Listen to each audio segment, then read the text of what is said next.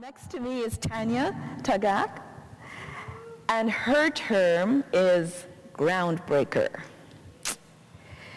It was the small Arctic community of Cambridge Bay where Tanya learned the Inuit art of throat singing, which she has since infused with her own innovative style. But that's just one part of her sonic quotient.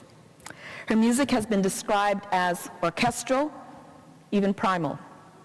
Tanya's 2005 debut CD, Sina, caught the attention of fellow musical experimenters like Björk, and she's been on the rise ever since. A sought-after collaborator for music, video, and documentary projects, Tanya took several categories at the 2005 Canadian Aboriginal Music Awards, including Best Female Artist, and was nominated for Juno Awards in 2006 and 2009. I have to listen to Devaki, I told her, because in my culture, elders are really respected. And I just want to say first and foremost, like, it's a really, really big honor to be here with Andy and Devaki. These are amazing women, like cultured and intelligent and amazing. And I'm just so, I feel like a little punk up here, to be honest. I'm not going to lie, I'm nervous, but I was sitting there waiting to come up, and I was wondering if I was nervous or if I was exhilarated, because I feel so safe. I'm safe here with you guys right now, and it's an unbelievable feeling to be with this many women. And I guess this is a really awesome time to say too, I haven't really told the world yet, but I'm 12 weeks in with a baby.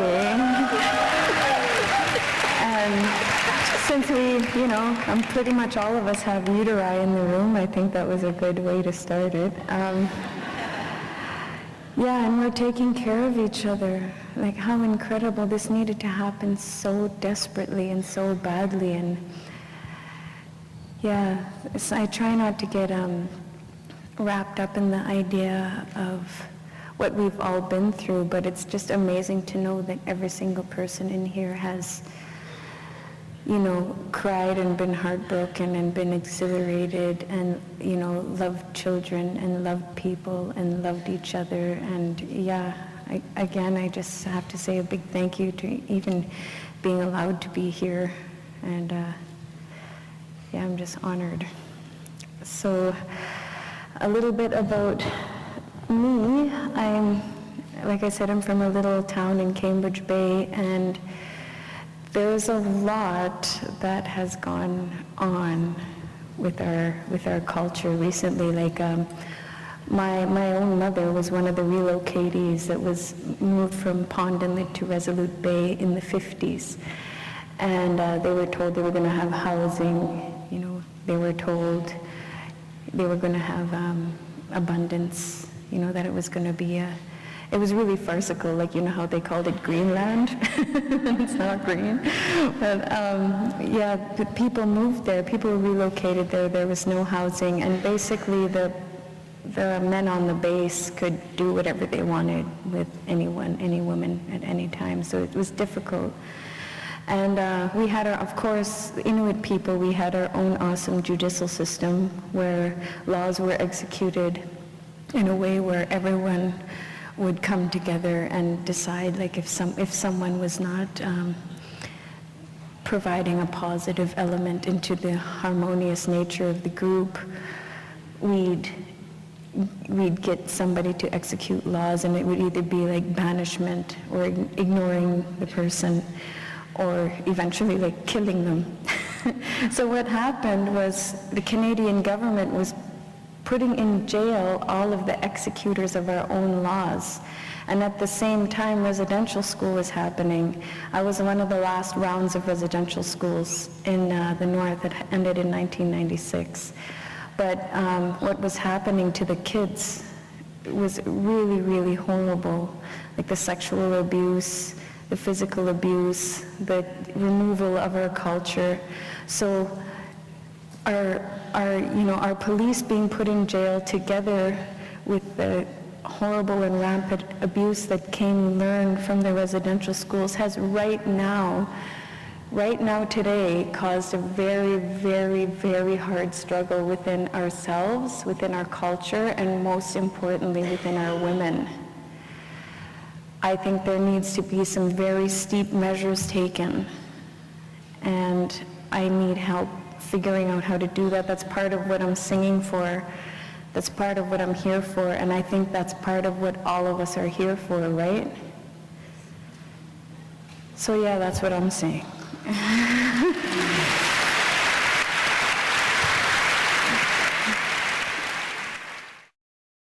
Okay, we were talking about people that influence us, intention and stuff. I think when it's interesting because there's big talk on like a global level, which I'm learning a lot from, and then like a very steeply intellectual level that's coming from America specifically, and all I feel like I can offer is like my little, from my little community, it's like a microcosmos, right, of the world and how people treat each other, and nature itself, growing up on the land and stuff at home. I'd like to just say for a moment too that Buffy St. Marie is my lady that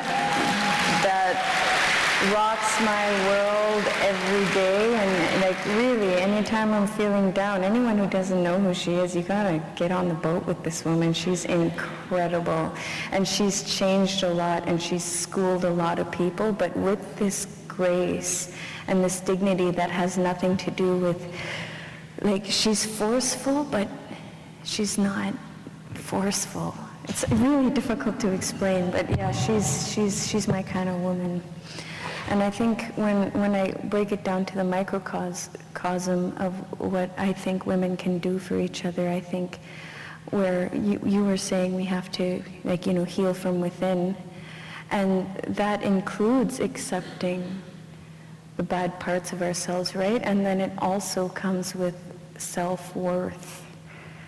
I look at what's happening in the world these days, with women, and we need to know within ourselves that even if we weren't like intellectuals or singers or pretty or not or anything, that we would still calmly and gracefully deserve all the respect and love that we get every day, right? We deserve that, and there's no reason why we shouldn't have it, and if we have to fight for it, that's great. And talking about self-worth, yeah, I just want to say that I didn't come from anyone's rib. I'm making one in here, and nothing that comes from this beautiful flower between my legs is a curse or bad. So like, I just want to say yay for periods, and yay for giving birth, and yay for what we have with us in our bodies every day, and yay for Buffy St. Marie. And, yeah.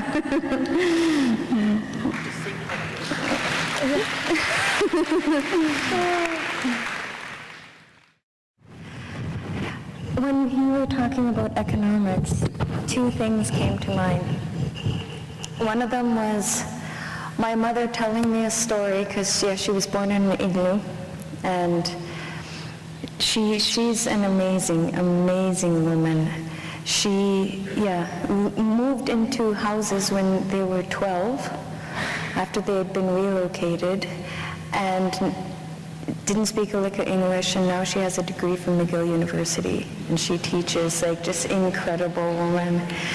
And she was telling me about how her mother, when they had no food, would like take the fur of her jackets and like just take the fur off and feed the skin to her kids, so that like my grandmother wouldn't care if she froze, she'd want to feed her children. And that's what I thought about when you were talking about poverty, like all these uncelebrated heroines where they're giving their whole life and their hope and everything they possibly give for others, right? And we're very privileged people, And also in one of my journeys, it was a big eye-opener, is when I went to China, and I saw this elderly woman and her friend. They had 2 bicycles, and she had piled up, they had a little bicycle with they were carrying or pulling like kind of a cart, and they had collected all these recyclables, and they were stacked up so high, and it's these women, like these elderly women bicycling, and one of them's holding the pile on the wagon, and they're gonna go recycle for 10 cents or whatever. They spent all day collecting, and they're just, you could see almost the love between them, and I'm going, wow, we're spoiled. And in some essence, I do think we're really spoiled, and in another sense, I think if we don't say anything, we're in trouble as well, right? Like we need to talk about what's happened to us without shame, and we also need to bolster each other's love and compassion and support each other at the same time. It's a difficult thing to, you don't want to feel like a whiner, right? But you don't want to just be quiet and let it all happen, because that's what's happened. We've just been quiet and let it all happen. On a side note, when we're talking about these women, my Auntie Tabitha, who in any sense of the word is the strongest woman I know. It gets to be 24-hour darkness up in Nunavut. And she can go out in -60 just with a dog team and a bow and arrow and come back with a polar bear. You know, like that's formidable. And when it's unbelievable, and in my dream, all the goals I have in my whole life, all I want to do is beat her arm wrestling once. Then I'll be happy, I can die happy. But yeah, when we were talking about ancestors, like sometimes when I'm singing, the only way I could properly describe it is, you know, when you're driving down a highway at night and you can only see what the headlight's showing you. You're completely aware of the highway behind you, and you know there's more coming up. I always feel like that. The women in our family, we're alive right now, we're just the light, but we wouldn't be there without this or this, right? Like that's a very strong feeling I get.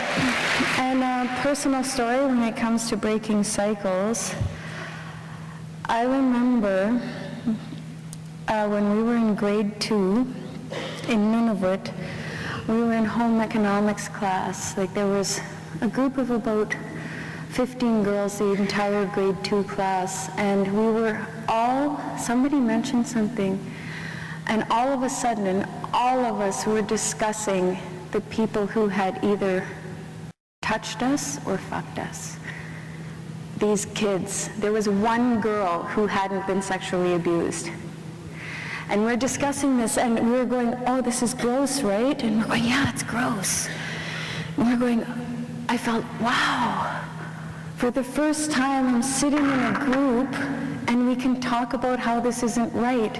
And we're only in grade 2, and we're talking about breaking cycles. My little girl just passed grade 2, and I see her, and none of that has happened to her, and I realized, like, I was just that baby. I felt like this horrible thing. You know, you feel like you deserve it. You feel like you did something wrong. You feel like you're dirty. And everything that's released from me watching this little 2-year-old, or girl in grade 2 that doesn't know what a drunk person is, never seen one, doesn't know what this abuse is, and she's still a baby. And it's just about us nurturing that little baby in us too, right? If we get it taken away from us. So yeah, that's my personal thing.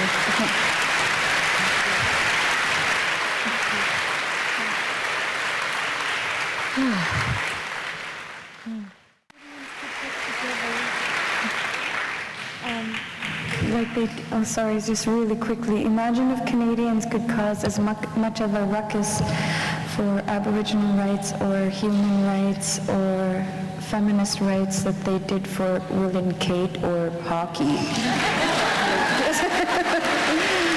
Yeah, I think that's really a wonderful note on which to move us forward. Yes, that's exactly what I'm going to do, if she's willing. What I wanted to say is that we have started with ideas, with different ways of thinking of breaking through, starting with ourselves. We are both the object, the weapon, the movement, the spirit, the energy. And we've heard that we're multiple things, multiple possibilities. And I think over the next days, that's what we're going to be hearing, that opportunity to strategize, to engage. And at the heart of it, I think if we think about whether it's North-South politics or the South within the North, it is about readjustment and trust and who leads and who speaks. And so I wanted, after doing a tremendous amount of talking with words, to ask you, Tanya, if you would share and close our session for us, and to thank each and every one of you for your generosity in sharing with everyone here. Thank you so much. Well, yeah, just for Joanne and Andy and Devaki, these are really, really astounding women, and in my dream world, I know there's you guys sitting out there. I got a lot to learn from each and every one of you too. It's a pity we can't just all talk, but I'm going to shut up now. Instead of talking, I'm going to sing. I hope it doesn't get too loud, but okay.